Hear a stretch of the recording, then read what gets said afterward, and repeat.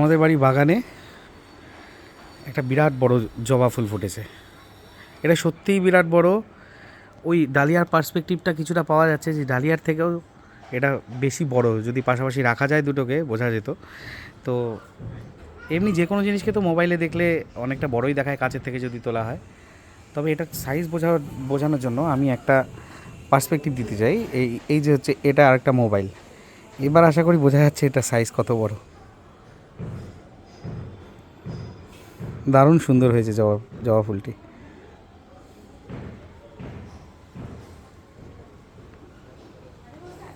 এরা আগেও ফুটেছিল, কিন্তু তখন তোলা হয়নি। যাই হোক, এখন মনে করে তুলে নিলাম।